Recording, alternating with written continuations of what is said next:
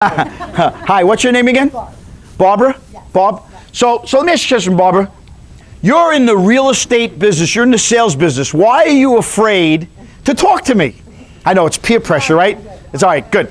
Excellent. I'm not a super seasoned agent. I'm kind of, How long are you in the business?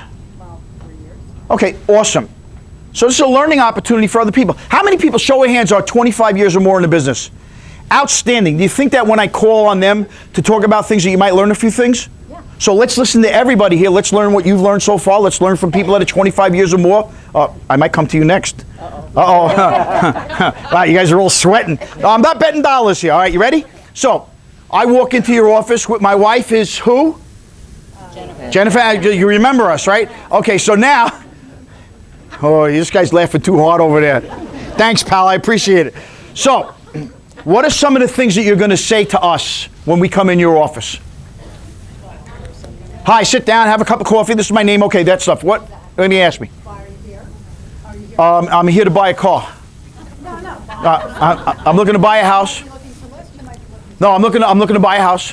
Okay, so I've asked you to come into the office, sit down, and go through the process. First, I've asked you probably where you're at with that process. I've asked if you We're at the beginning of the process because I'm in your office. I want to buy a house. I don't know what to do. Right, so I might be asking you first, have you thought about the specific area? How well do you know the areas that we're in? Because there's a lot of river towns. I would definitely ask Okay. you if you're pre-qualified. Have you spoken? So you're breaking the ice, you're asking a few icebreakers and everything. We all have different ways of doing it, right? About 80% of the stuff that we're going to do is all the same kind of stuff. The other 20% is our own formula, our own personalities and so forth, right? First name?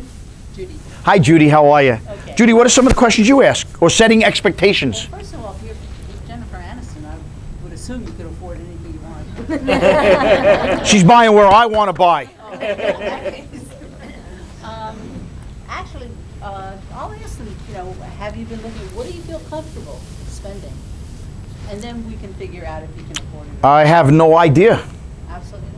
I just walked in the door here. We're renting down the block. We want to buy a house. We figured we'd come to you and ask you, what should we do? I said, well, what are you looking to put down on a house? I don't know. How much do I have to put down? Nothing. Can I put down nothing? I had one that said I got $50,000 in the bank. Okay, $50,000. Can you buy a house? Yes. You could. You maybe get an FHA, right? A $400,000 house, $12,500 down or something like that. Possibly, if you know those things, right? But you want to set expectations. You want to let them know, listen, this is a process. 45, 60 days from now, we want these keys so that you can walk into the house and buy the house. That's the process. You with me? I am your air traffic controller. Talk to me. I will talk to the loan officer for you and everybody else in the process. Are you with me? Any questions, you come to me. Fair enough? So, I don't know whether you guys are married, boyfriend, girlfriend, whatever. We're making up. You guys are married. I know, you got the worst deal. I know. But you're married to this guy, all right? So now, you come in, and I say to you guys, are you a little nervous? You're not nervous? Wow, you're the first person in the history of buying houses. I bought 3 houses already. I've been nervous every time. But all right, fantastic. So, look, I want you not to be nervous. I want you to understand it's a process, 45, 60 days. We're going to be working with the bank, the lender. They're going to ask us for documentation, sometimes 2 and 3 times. It can be annoying. A lot of people get upset by it. Don't get upset. Your only goal is to take these keys and in 45, 60 days be in the house. Fair enough? Don't worry about the process, because the process that you're going through is the same that they went through, the same that they went through. Are you with me? Everybody goes through this. So they're not picking on you in particular. Are you with me? So if they ask for your pay stubs 3 days later to fax them in, you fax them in. And you know when you send them in? Right away. And make sure, by the way, when you send them in, face down. Because we get them the back and we can't read them. Oh, you guys are laughing. You think I'm kidding. Sometimes people will put them on the copy machine and they'll cut them off. Are they any good? Mean nothing. By the way, when we say send in last week's pay stubs, we mean last week's, not last year's. People do that, They think they're being slick. It happens. So make sure, pay attention. You with me? Now, I imagine when you move into the house, aside from that big screen TV that you'd like to get, which you're probably not going to get because the kids need furniture and stuff, am I right? You're going to want to spend 30, 40, 50,000 redecorating the whole house, whatever it is, buying furniture. You with me? I'm already putting it on layaway. All right, so, oh, well, let's talk about this.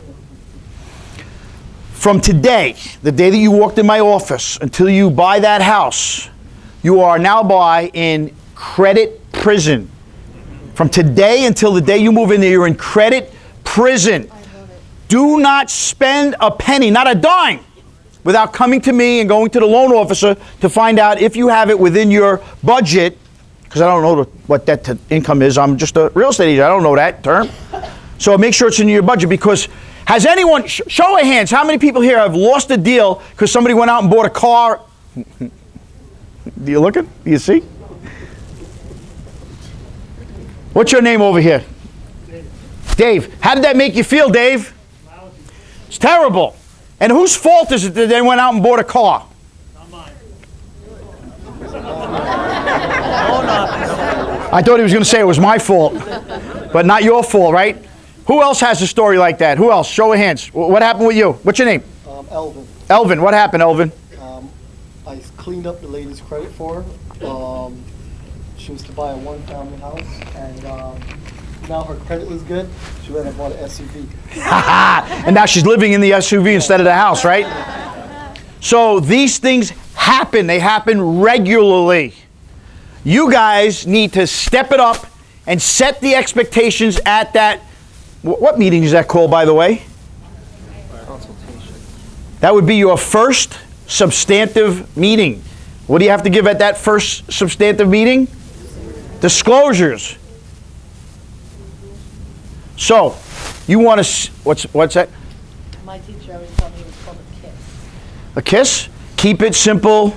It was like your consumer information statement and then explain everything. It's like, Yeah, and I have a class on that. Agency is an. We go over, this is not a contract, this is agency. Who do you represent? That's a whole nother class. Maybe we'll do that for you next year. But for right now, outstanding. You have to know all that stuff, right? So we're setting expectations. Don't spend any money. I like to use the terminology credit prison. How many people like that statement? Credit prison. Okay. You are allowed to use that, but every time you do, you have to send me $1. All right. Use that going forward. Is that a little shock value? Does that credit prison? Yeah, I'm not kidding. Don't spend a dime, not a penny. And don't get new credit cards. Don't get new credit cards. By the way, come to my class tomorrow morning. We're going to talk heavily about that. Yes? You have a question? Raise your hand. No? It's a good thing we weren't at an auction. If I was an auctioneer, I would have sold you whatever it is. The Monet painting, $13 million that way. All right, so are we good so far? Let me show you something else over here.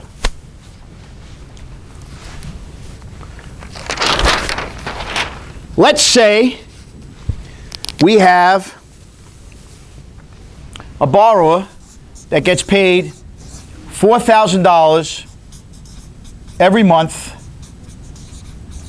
tax-free. $4,000 a month tax-free every month. How much can we use for their income to qualify them? 25% of that? So you're going to... Oh, 25% more. And go ahead, tell him. What, I bet you he's telling you, don't answer the questions, because we know you know the answers, right? And that is a correct answer. We want to make them struggle. Be on my team. I know. I'll come to you because we want them to see what they say. How many people had an answer here, other than 20, 80, 20? What would you say it would be? 25%. Up? Yeah. Okay. You're in the business how long? 30 years. 30 years. So you got a background, you would know, right? Most people are not sure. They think, oh, I can only use 75% of that. But that's rental income that we use 75%, right? Now, why? Let's say, for argument's sake, we live next door to each other. You with me? I'm retired. I get $4,000 a month in income coming in. You're still working. You go out to work and you make $5,000 a month, every month. When you come home, how much do you bring home every month? You bring home all $5,000? No, of course not. There's taxes that are taken out, right? So you might come home with a net of $4,000. So if they're qualifying you off of which income, how much do you earn? $5,000 a month? We use your gross income. So if you're using $5,000 a month gross income, but she's only coming home with $4,000, and I'm collecting $4,000 and I don't pay any taxes on it, if you used $5,000 for her and $4,000 income for me, that wouldn't be fair, would it? So what the underwriters allow us to do, the underwriting guidelines, is to add 25%, FHA 15%, so this would make it $5,000 a month if I had tax, and not all untaxable, non-taxable income can be done like that. Yes, question? No? Okay. Anybody find that surprising? All right, let's move on. We're going to move on to something else now.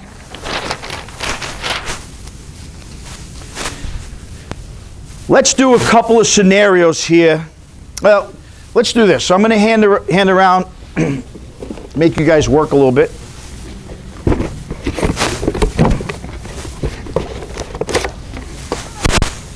Which part? Okay, so let's say, for argument's sake, you're working. You make $10,000 a month, right? $120,000 a year. You go home with all of your money. No, there's taxes taken out.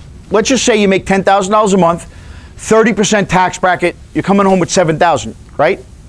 I live next door to you. I'm retired fireman. I get $7,000 a month tax-free. Oh, okay, now I understand. Okay. Outstanding. So then you add the 25. Right, if it's FHA, they usually do allow us to do 15%, but sometimes we're able to do a little bit more. Fair enough? Yes? I have to ask, You ask! how are you adding this ghost money? Where's that coming from? The underwriting guidelines allow us to do it. So, It's only for the qualification purposes? yes, so, here's the deal.